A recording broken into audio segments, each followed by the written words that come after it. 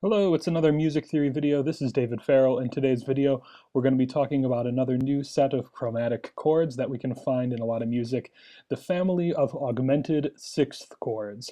In this video, we'll talk about the chords, what they look like, how we spell them, how we encounter them in music. So let's get into it today. Most chords that we find in tonal music are tertian chords, chords that are built off of stacked thirds in some way or another. Augmented sixth chords are a little bit unique, and we'll go into some detail here talking about what these harmonies are. First of all, augmented sixth chords are a group of chromatic chords. There's more than one augmented sixth chord, and as we go along further in the video, we'll talk about the different kinds.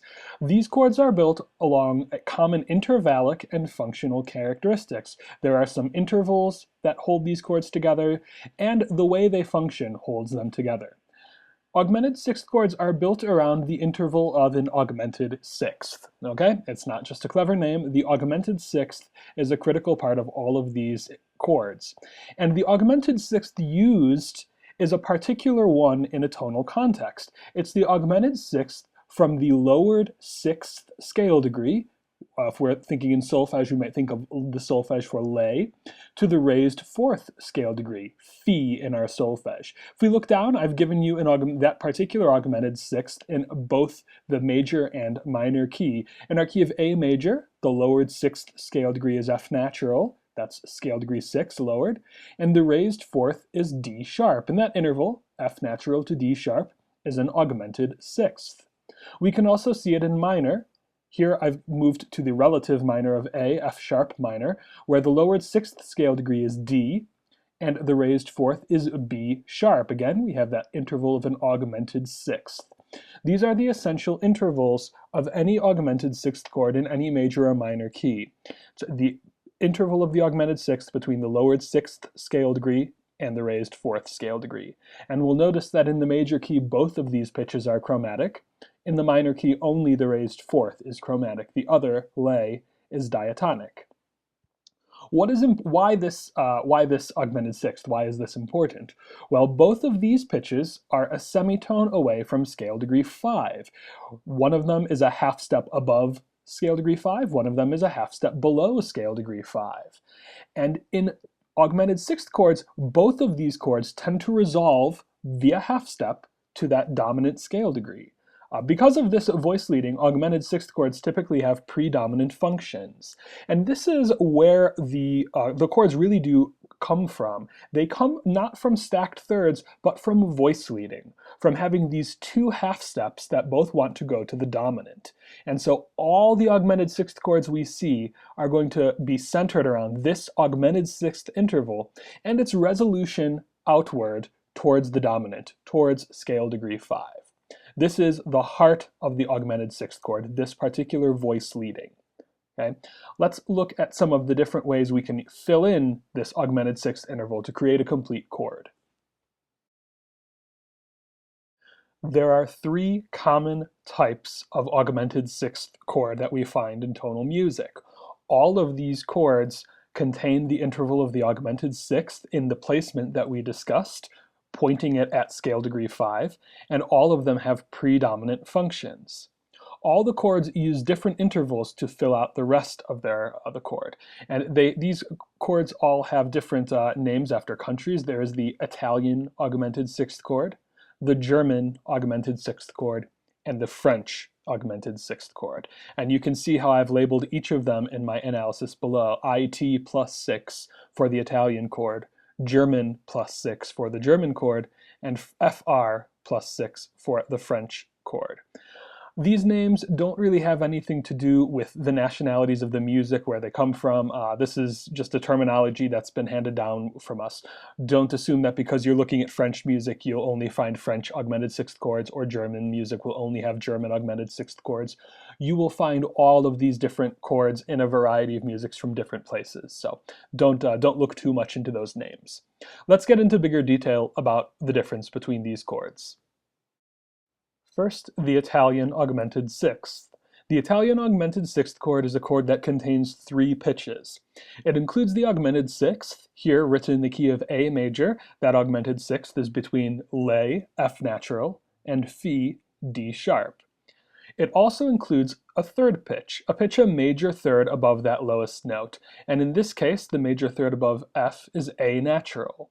This is the tonic. In our typical voicing of the chord that has lay at the bottom, the added pitch is the tonic. And so this is a three-note chord. Again, it contains the tonic and that augmented sixth between lay and fi. We have F, we have A, a major third above that F, and then we have D sharp, an augmented sixth above that F. This is how we spell the Italian augmented sixth chord. It's a relatively simple chord, only a three-note chord, and it's the simplest of the three. The other chords are going to have more pitches. Let's look at the next, the German chord. The German augmented sixth chord is a little bit different. It contains four pitches rather than the three that the Italian chord contained. Like the Italian chord, it contains the signature augmented sixth. We're still in the key of A, and so F to D sharp is our augmented sixth. It also includes that major third above the lowest pitch, here the tonic, again in A. It also includes a pitch a perfect fifth above the lowest pitch. In this case, our lowest pitch is F, and so that would be a C natural. This does form a major triad, and so we have our augmented sixth of F to D sharp, and inside that augmented sixth we have a major triad, F, A, C natural. This is how we spell our German augmented sixth chord. We have a major triad from our lowest pitch, and then on the top of that we also have the augmented sixth, F, A, C, D sharp in this particular key.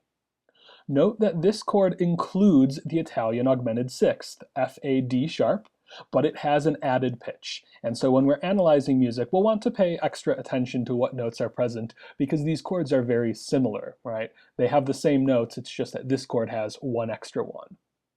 Worth noting that this chord is enharmonically equivalent to a dominant seventh chord, but it resolves in a very different way. Remember, enharmonic means that the pitches sound one way, but look a different way. Our F7 chord, F, A, C, E flat, is going to sound the exact same way as this chord, but it's spelled differently. This chord is spelled F, A, C, D sharp.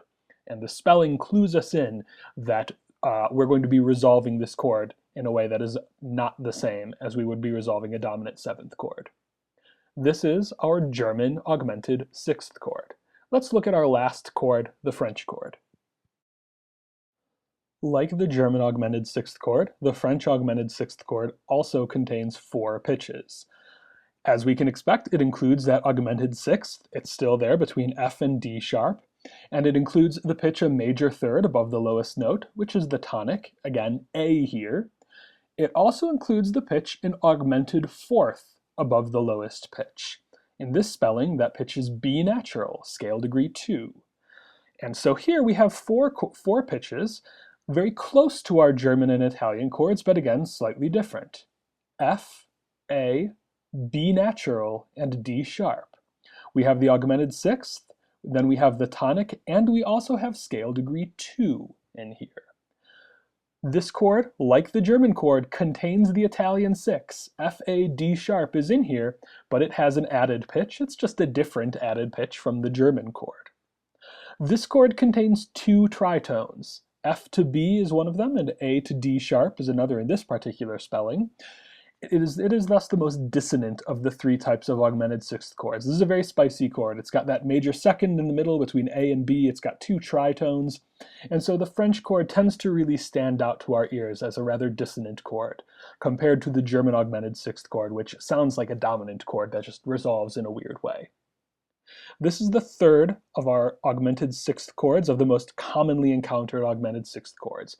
Each of them is relatively similar, but we want to make sure we understand the differences. The Italian, which only has 3 pitches, the German, which has 4, a major triad plus that augmented sixth, and the French, which has that major third and then also a tritone above the lowest note, giving it a different quality. Let's now look at voice leading and see how these chords function in music. Some notes about how we compose with augmented sixth chords. The lowered sixth is typically in the bass. This is the first thing about these chords. We typically have that lay in the bass. Note that I don't say the root of the chord because these chords don't have a root in a traditional sense since they're not built off of stacked thirds. However, we tend to find the chord in this position with the lowered sixth in the bass. The interval of the augmented sixth typically resolves to scale degree 5 via contrary motion. The F tends to resolve down by half step, and the D sharp tends to resolve up by half step. And if you look at all the voice leading examples I've given, each one has this resolution. This is the most characteristic thing about these chords, and so properly resolving the augmented sixth is essential for characteristic composition. Because we're resolving to that doubled scale degree 5, the most common destination for our augmented sixth chords is a root position dominant chord, root position 5. This is what we're going to see most of the time, and a common variation on this would be resolved to 5 via the cadential 6/4, as I've done in the middle here. This is just an elaboration on it, and so both versions of this resolution are very typical. The other voices, the voices that are not part of the augmented sixth, will typically resolve via smooth voice leading. If we look at my inner voices, in this case, the alto and the tenor are always playing some of the other voices, you can see that they tend to resolve stepwise. Stepwise up, stepwise down. All of these are or by common tone. And these resolutions are very typical for the voices in these chords which are not part of the augmented sixth. The Italian chord has only 3 pitches, which means we must have a doubled pitch. We typically double the tonic in that particular chord. Doubling a member of the augmented sixth would require a resolution that would probably give us parallel octaves or parallel unisons, because we would want both the Fs to resolve down to E, and so we really wouldn't want that to happen. The German chord also has a little bit of a quibble to it. The German chord will very frequently resolve via cadential 6/4 to the dominant, and that's to avoid parallel fifths. If we look at my voicing, we notice that I have F natural and C natural in my bass and tenor voices, and if I was to go directly to the dominant, the F would go down to the E and the C would go down to the B in parallel fifths.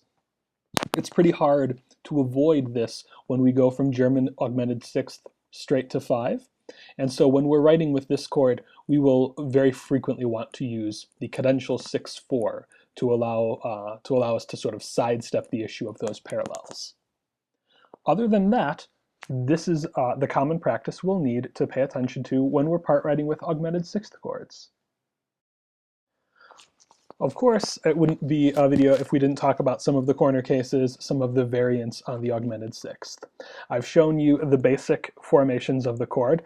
We'll talk just a little bit about some other things we might encounter in music, and these are much, much less frequently encountered than the conventional versions, but we want to be ready for them when we encounter them.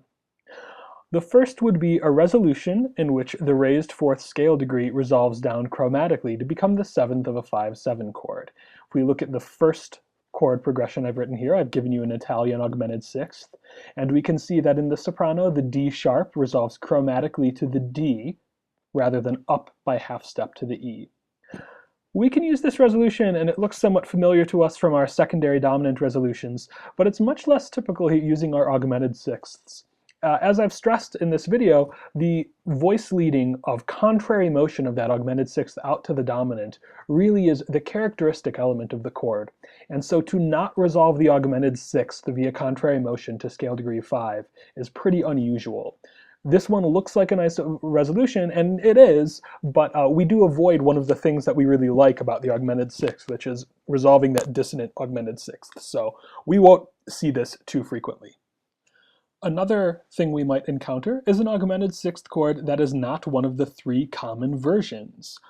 We've identified the most common formations of augmented sixth chords, but in some more chromatic romantic music, we might encounter chords that don't really fit the bill. I've given an example here of an augmented sixth chord that looks very similar to a German chord, but rather than having a major triad, F natural, A, C natural, uses an augmented triad, F natural, A, C sharp, in addition to the D sharp to form the augmented sixth.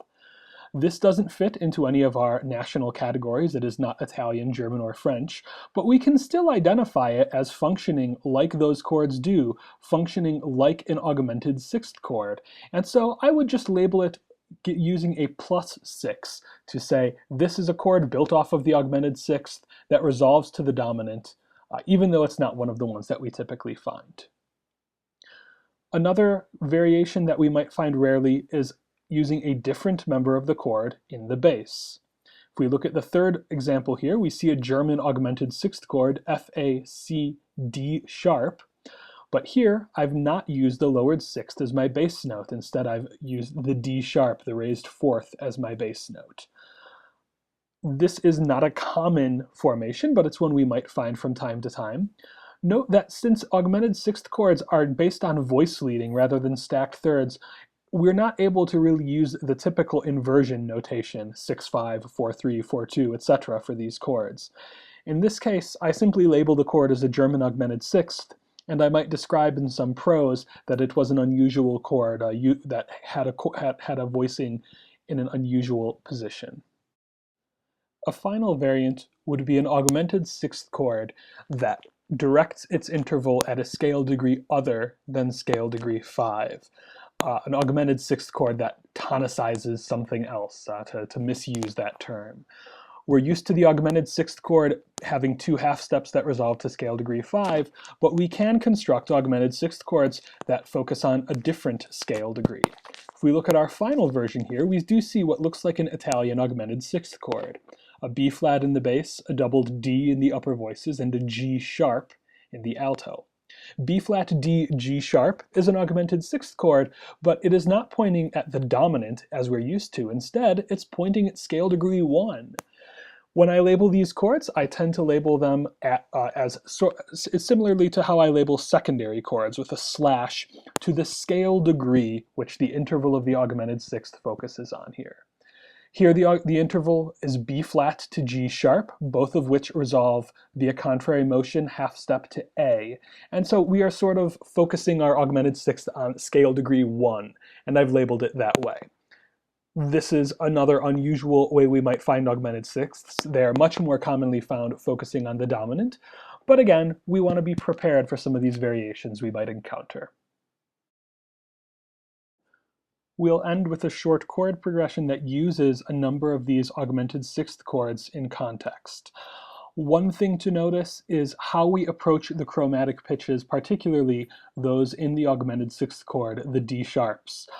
These pitches tend to be approached stepwise with really smooth voice leading. When you write using augmented sixth chords, if you leap to these chromatic pitches, you are often going to be writing augmented intervals that are not really characteristic and smooth. So there's one thing we want to be careful of, approaching the chromatic pitches in the augmented sixth. Let's take a listen to how this sounds.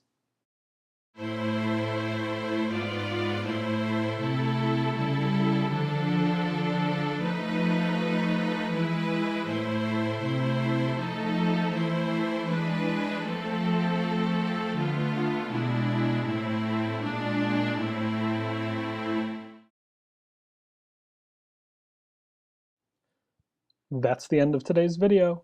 We talked about augmented sixth chords today, a new family of chromatic harmonies. We talked about how they're built using this characteristic interval of an augmented sixth that comes about via a very strong half-step voice leadings to approach scale degree 5, to approach our dominant. We talked about the three different variations of this chord, the most common ones anyways, the Italian, French, and German augmented sixth chords, and how we spell each of those different chords. Each has its own intervallic identity inside of the augmented sixth. And then we looked at some of the voice leading concerns, because this is a chord built on voice leading, a chord that typically resolves to 5, resolving that augmented sixth via contrary motion and using smooth voice leading in the interior. Augmented sixth chords are a very strong predominant. They have a really strong desire to resolve to 5, and we tend to find them at tense moments in intense music, and so that's where we like to use them and where we like to hear them. Thank you for watching this video. Please let me know if you have other questions. Otherwise, enjoy the rest of your day, and thank you very much.